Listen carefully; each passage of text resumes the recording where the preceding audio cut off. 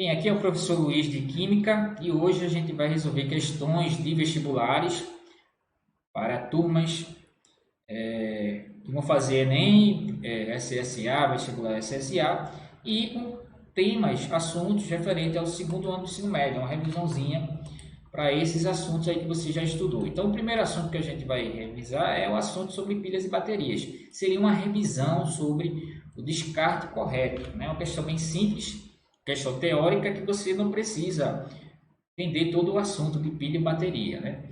Na alternativa da letra A, ele fala que algumas pilhas apresentam metais pesados que agridem o meio ambiente, mas podem ser descartados junto com o lixo comum, já que estão envolvidos com material plástico e impedem os metais pesados que se dispersem no meio ambiente. Está correto, ou melhor, está incorreto, principalmente essa segunda parte aqui, onde ele fala que os metais pesados não vão contaminar o plástico, né? Porque ele vai estar protegido pelo plástico, mas não vai contaminar. Então, a alternativa da letra A está incorreta. Na letra B, ele fala que as pilhas e baterias podem ser descartadas no lixo comum, pois os metais presentes não são nocivos ao meio ambiente. Aí está errado, né? Alguns materiais aí podem ser nocivos, tá? Vai depender da pilha e da bateria. E na letra C, ele generaliza, né? Ele fala que todo e qualquer tipo de pilha não pode ser descartado no lixo comum, né? Como ele generalizou, então não dá para dizer que essa é a alternativa correta. E a letra D, que é a alternativa correta, as pilhas e baterias não devem ser descartadas junto com o lixo comum, né? Não devem, pois mesmo em aterros sanitários, a exposição às condições chuva, sol, vento é capaz de romper, né, o plástico e liberar os metais pesados. Então, é uma alternativa que completa todo o entendimento sobre o descarte correto de pilhas e baterias. E na letra E, totalmente errado, né? Não existe como reciclar pilhas e baterias. Então, essa questão bem teórica, interpretativa, que você leria, né? Iria ler essa questão e iria entender facilmente encontrar a resposta correta. Essa outra questão é uma questão um pouco mais, vamos dizer assim, que você precisa lembrar de alguns conceitos, mas também é bem simples. Ele fala sobre a radiação ultravioleta, que é mais perigosa que a luz visível, porque apresenta, ele quer saber por que a radiação ultravioleta é mais perigosa que a luz visível.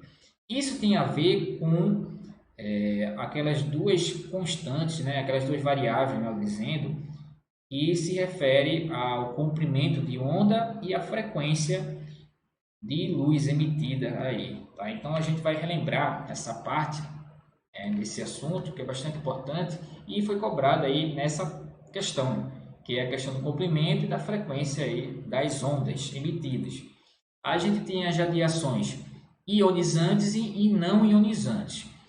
A radiação ionizante é aquela que vai, vamos dizer assim, ela vai irradiar, né? Ela vai penetrar a nível molecular, a nível atômico, né? Ele vai penetrar aí nas células e modificar.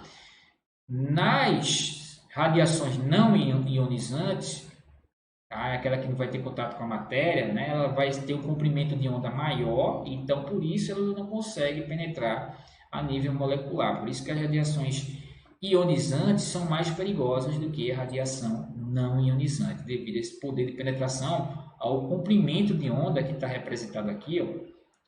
Tem aqui o valor do comprimento de onda, né? 10 a terceira, 10 a menos 2, 10 a menos 5. Esse valor aqui é 1 km, né? Enquanto esse valor aqui é um picômetro, né? Um pico numérico, é um núcleo, tamanho do núcleo atômico, muito pequeno. Então, as radiações não ionizantes, devido ao tamanho dela, não vai penetrar, não vai causar problema aí, tá?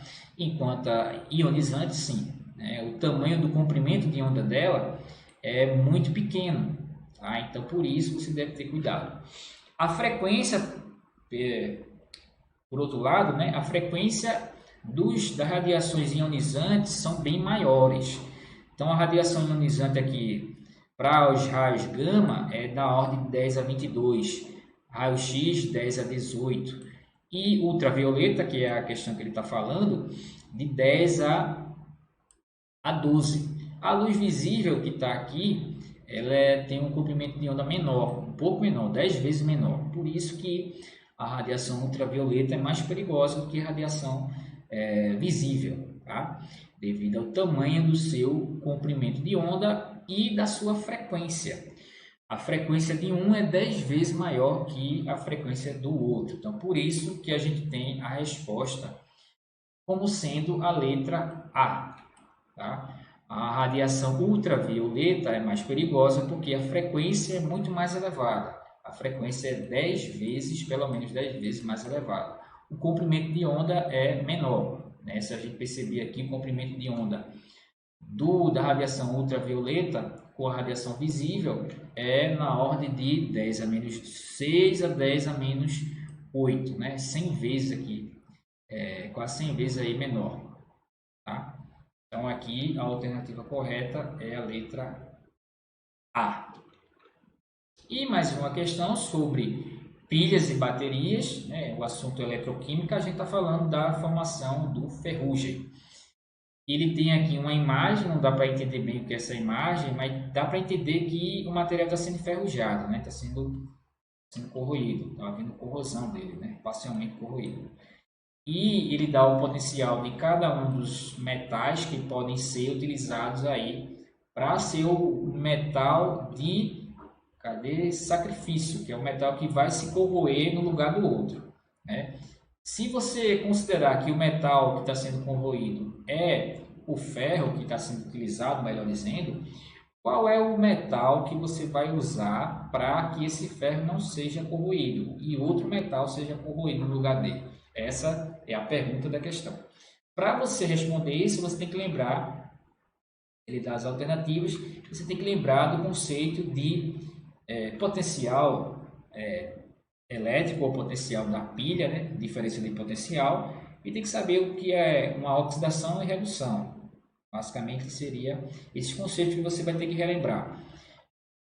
Para responder essa questão, você tem que lembrar que, no caso, ele pede o metal de sacrifício, sendo assim, o que tem melhor potencial para se oxidar. Oxidar é enferrujar. Logo, aquele metal que tem melhor potencial de oxidação vai ser aquele que vai ser usado como metal de sacrifício.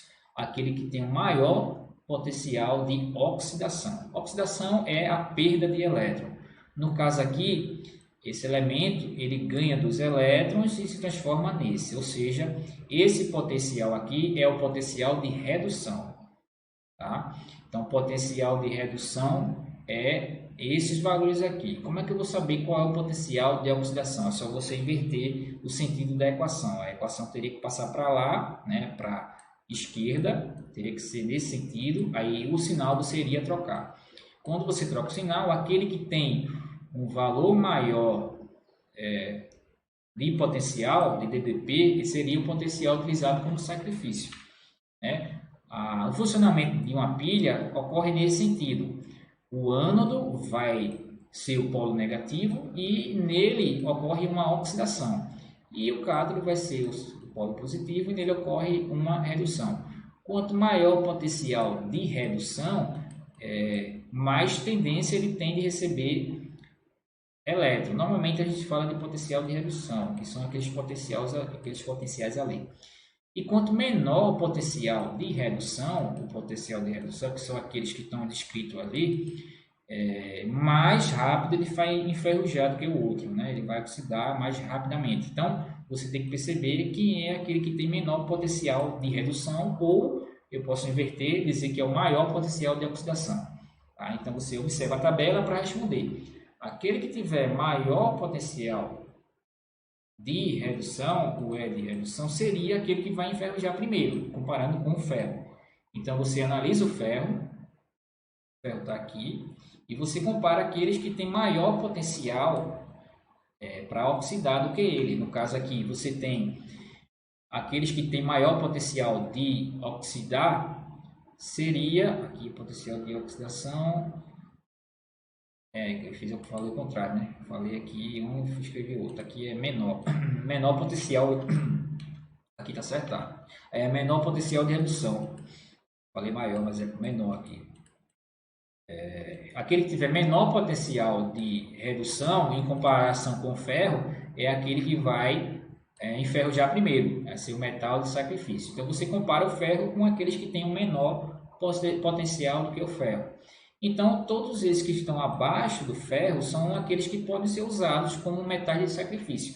Se você usar o zinco e o zinco vai enferrujar primeiro do que o ferro, porque ele tem um potencial de redução menor do que o ferro. Se você usar o alumínio e o ferro, o alumínio vai enferrujar primeiro, porque ele tem um potencial menor, potencial de redução menor do que o ferro. E você usar o magnésio, ele vai enferrujar primeiro, porque ele tem um potencial de redução menor do que o potencial do ferro. Então você chega aqui na resposta, que é a letra C, né? O magnésio, alumínio e zinco têm potenciais abaixo do potencial do ferro, logo eles podem ser usados como metais de sacrifício. Então a gente encerra essa parte de revisão com questões aí de pilha e questões aí sobre radioatividade, que foram assuntos que a gente trabalhou durante o ano. Aí a gente volta no próximo vídeo resolvendo mais questões de vestibulares. Tá? Até a próxima.